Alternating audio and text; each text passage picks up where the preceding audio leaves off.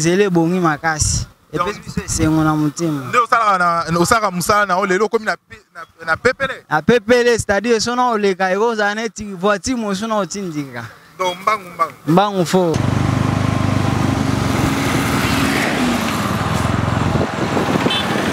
Awa ezali na tonne awa ezali ata baltiti nango ezali ti likolo kuna awa. Mema bafula yango bakomolongola yango deja.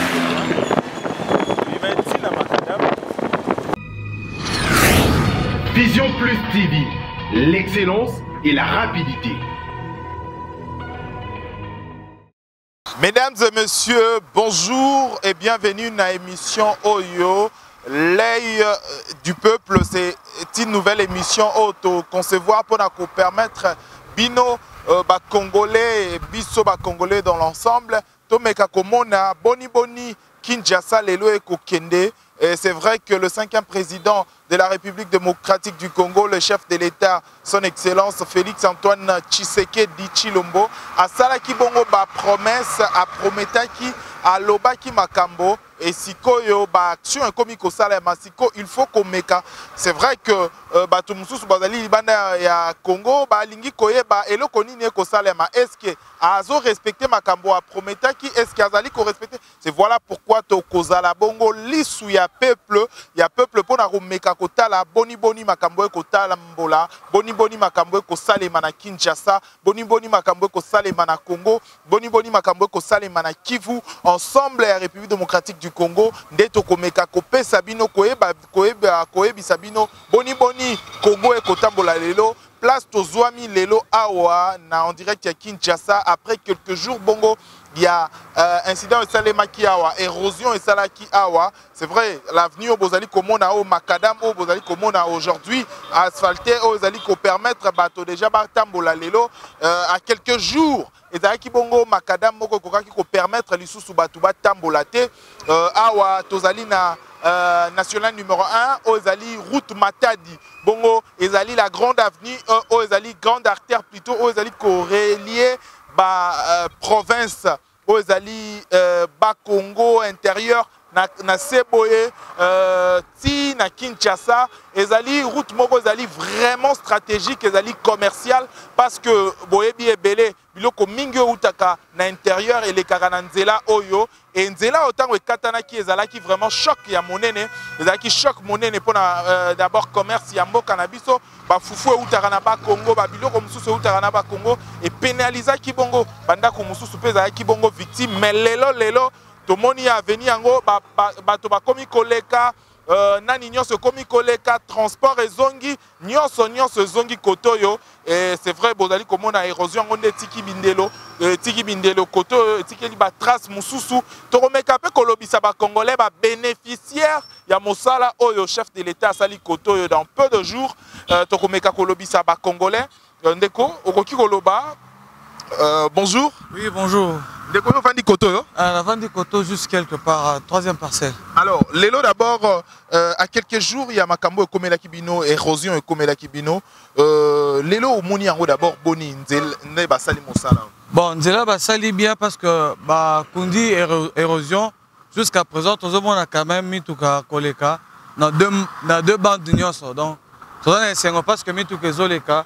Mais jusqu'à présent, Moussala n'a pas facilité parce que Taka terrasse ndenge batiki dan ba couvrir en côté banda couper bukanaki c'est déplorable donc jusqu'à maintenant nan pe ba ko dédommager bisoté donc toujours là na ba difficulté na keba na ba mbulo ezobetaka toujours ba tendenge ni to ko sala parce que mabelo pe apparemment ce qui mbula pe beti makasi et occupé ko bukana donc tout ça na ba risque nan ndenge ba zwaki ba engin na bango ba kenango ba sali pe biso informe ba lobeli biso pété. Après, si vous rapport et l'eau moroté, tout ça sous la courante par rapport à Nzela, maïza sous tête à chargeur, la qui a place à recharger téléphone, maï tozo nyo quoi masiko parce que batio nyoso et katanaki na érosion. Donc tout ça vraiment na katia passi, tout ça vraiment malgré que Moussala tout le monde est déjà un grand pas, c'est à féliciter parce que Makamba Botondo mon angoté, à travers le chef de l'État Nengaye, tout le monde est quand même à Kambasika. Et ça, c'est à féliciter. Mais tout ce que nous demandons, c'est que tolingi nde finalité ya musala tolingi musala te ezala ebandi malamu esuki na nzela musala esuka pena parce que soki bokiti boye bokomona pente eza makasi mpe na ndenge mpe pente eza makasi pema donc pema mpe donc ezokomplike biso sikoyo mituka mpe ekobanda kokita boye na bavitesse na bana parce que oyo eza avenu donc yango wana badifficulté toza nango vraiment dans un mois bakofinalize nyonso c'est déjà kozala en place biso tofélicité kaka mosala ya chef de l'état parce que akitaki na terrain ye moko ntango akitaki ça veut montrer vraiment l'œuvre d'une bonne foi parce que lui-même il était au terrain amonaki aki koconsoler biso et maintenant concernant le travail ndenge apesaki mpe bachinois les Chinois aussi ils ont travaillé mais ils n'ont pas fini le travail parce que jusqu'à maintenant si vous voyez bilo mususu batiki donc deuxième bande wana bien que eza déjà ezoleka mais eza na espace moko baliango ndamu donc oyo ekoki mpe kooccasionner accident mpe parce que soki mutuka mpe en vitesse le temps bande wana est compliqué parce que oyo mpe eza arrêt donc toza kaka en danger donc bandeko na biso bana na biso bakoki mpe commettre accident awa oyo tozosouhaite te donc merci ndeko merci. tokokoba bongo papa mbote Bote papa. tomoni ovandi kotoyo ovanda na kotoyo Oui, navandi justement na se kota soki ana se.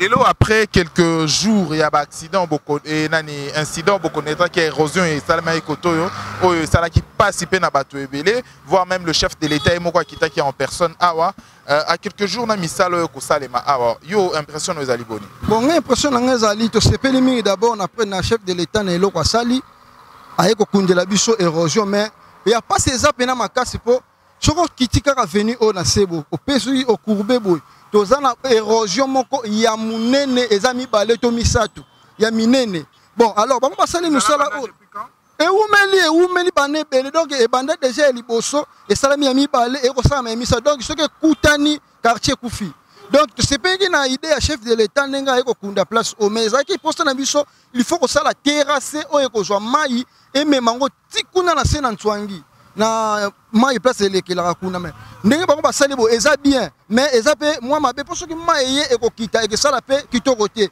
soko kitika ka boy bandako ebele ekunda maki bandako ebele ekunda ba perdre ba biloko ebele en plus biso côté openza to komi na pasi ya mai depuis libulu esalami to komi na pasi ya courant chef de l'état nenga zui idée oyo kosesa misala oyo asala pe to zo pe courant to zo pe mai ekozala bien mais souci na biso zani mabulu ya minene za kuna papa soko moni yango soki bokozwa tambo kita bo mona yango botalisa ngo na population o bazo mona bazali banda ekosala passe banda ku plus de ndako ebele ebebi bate ebele bakomi kola na sima ya batu pour éroger salami donc souci na biso zali chef de l'état nenga bandi musala oyo ake nango tina suka ayoka mutu te asala oyo eza posa na ye eza te eza na mutu moko ya linga sala musala aloba ne te kosala te non tozalaki na posa changement tout le monde appelle changement ngo ndenge papa ne aloba que le peuple d'abord donc il faut attendre biso ba peuple biso ne totie poso to bito revendiquer to longola ye tozana droit donc mboko eza ya population même inani aye biso so décider okozala te donc souci na c'est chef de l'état a sa solution pour na bajadi tozana passe makasi mabulu leki mingi. D'accord. Merci Toko Babongo, Toko Ba, to papa, to continue. Boni mbote papa nangai. D'abord tout le monde n'a pas figé ma parti politique ou na makambo mususu, mais les autres qui ti awa tout le monde d'abord na quartier Oyo ezaki récemment victime il y a érosion. Lelo à quelques jours il y a misala chef de l'état ko sala awa, ben impression nous alinine.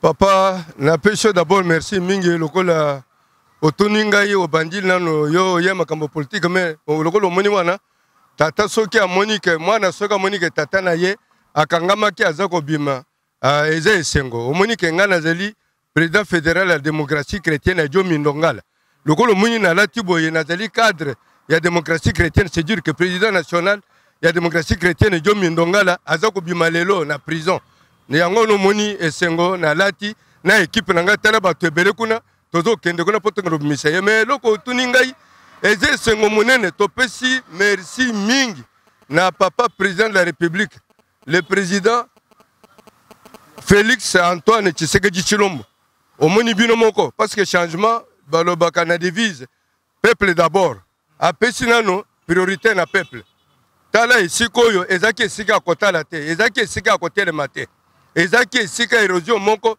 soki ezala bantangu mosusu wana esali ata 8 ans bakotala biso te me aye kokunda yango me nakosukisa kaka na ndenge oyo ndeko na ngai awuti koloba quartier na biso ezali sinistre parce que ngai lokolo omoni ngai awa nazali propriétaire ya immeuble wana omoni immeuble oyo babuki wana histoire ya kobukana ya immeuble oyo na kobeba nzela oyo ezali kaka ndenge omoni tata wana atongi en face wana mbula eza konoka aye kodeverse bakamion mibale ya mabanga na canalisation wana mai ebungi nzela mai wana nde eye kobuka na se awa bandeko mosusu na se soki omoni awa oza kokamwa ndeko na ngai me il faut okite mpe na se mpo okende kotala bampango mobimba ekende bamama bazanga na biloko na bango etioli na mai bana biso mosusu balala na nzala parce que biloko basombaka ekende na mai donc okomona kaka oyo mais soki okiti na se kuna yango wana omoni esengo na biso ezali lokola papa abandi deja makambo wana ndenge alobaki asala kaka canalisation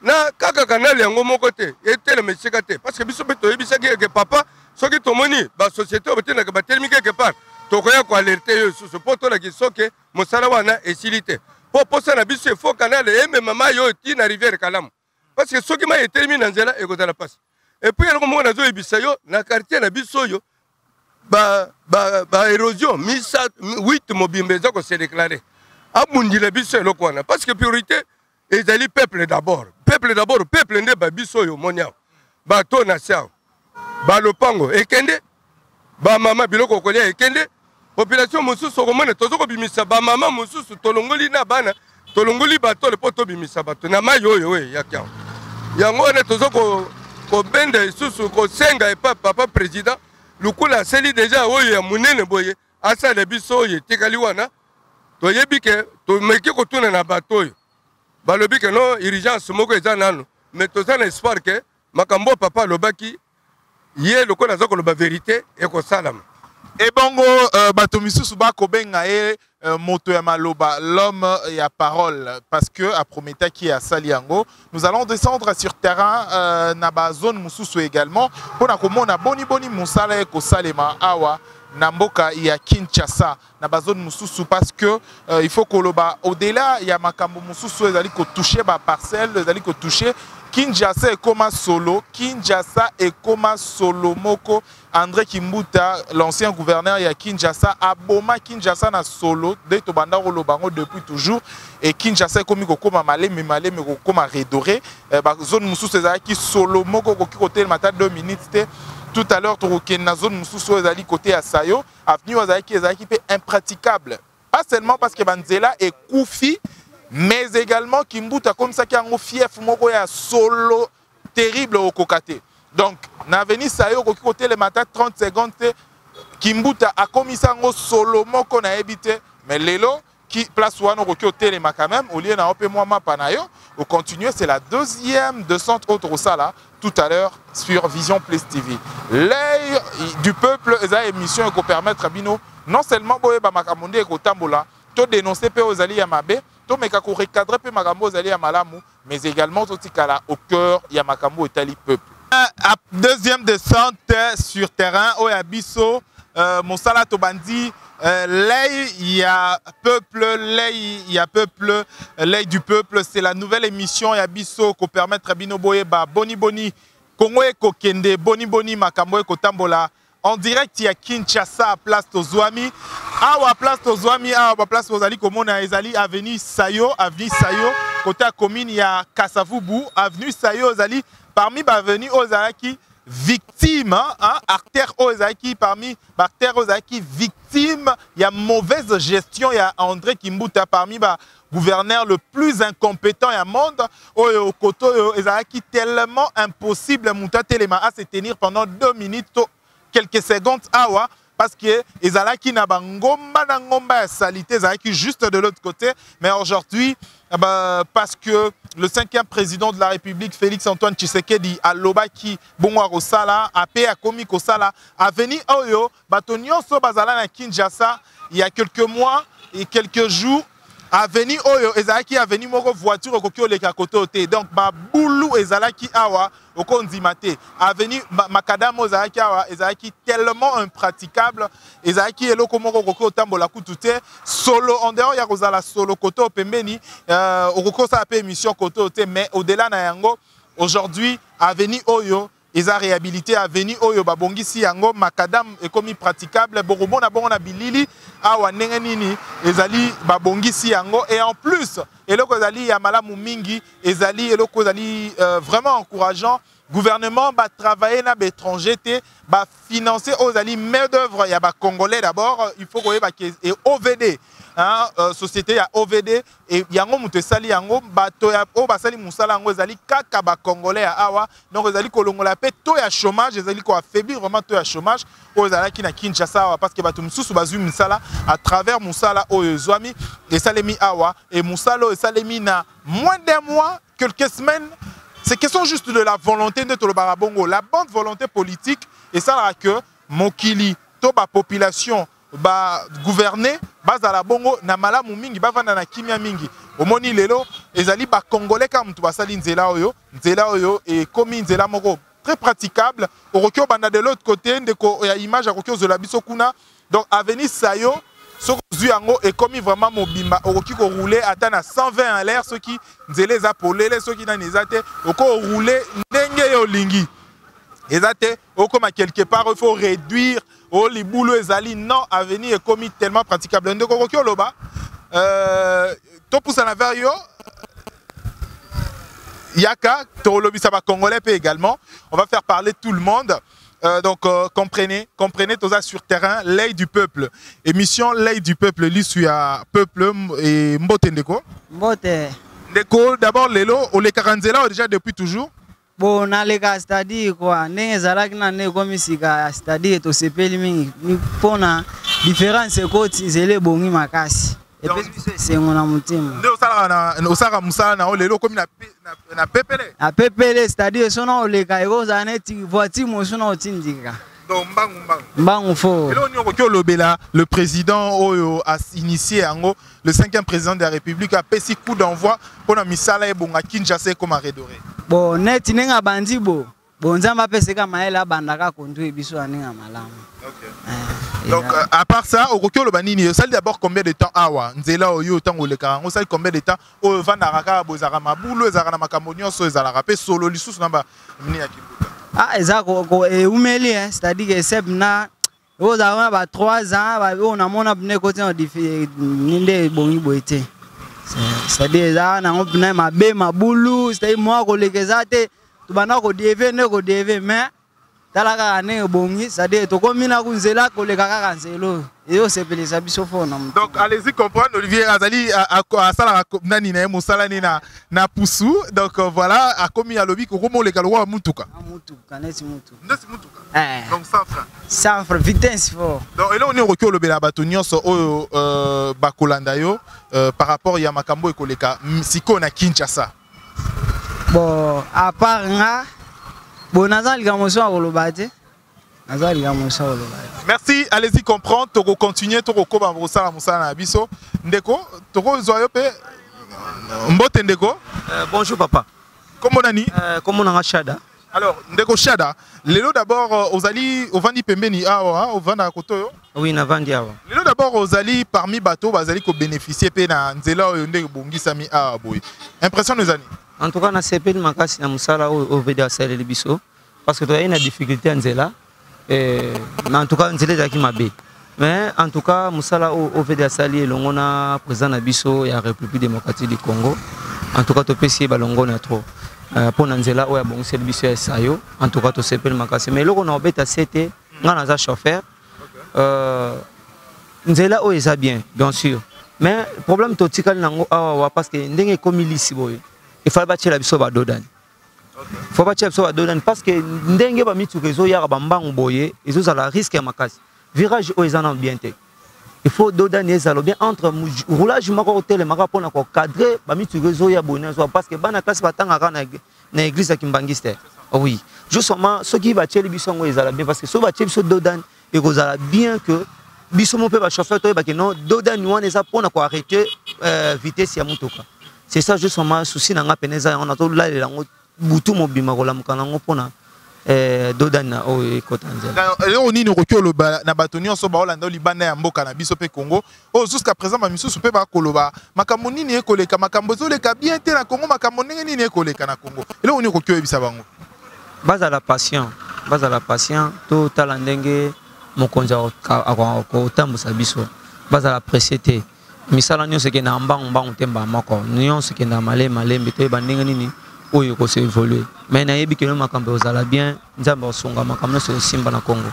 Merci. Alors toko koba wana to ozande kwa chauffeur tozoki moto muso azali de kwa pusu toko zape muto papa ya moto toko zape papa ya moto mbote ndeko mbote. Vous allez moto au les Karanzela pendant beaucoup de temps, bah Mikolo Belé. Oui, na les Karango depuis Ezalaki Maboulou, ba Mai, na bando les Karaka. Et ça dit combien de temps depuis Nzela Ozana Maboulou Ah, et où meli makashi tokolo ba ça data ba 3-4 ans. Okay. Et lelo impression nous ali nini tango moni yango Nzela Oboye, hein? Et au côté molona vitesse nengo lingi. Donc, na chapeau pour Balongonia na Fachi, président de la République. Donc, à sali discours, dans quelques jours, tout le monde va réaction. Donc, sans problème. Donc, comme matin, tu es malade, moi, s'inquiéter que papa malade, mais ma boule est zati.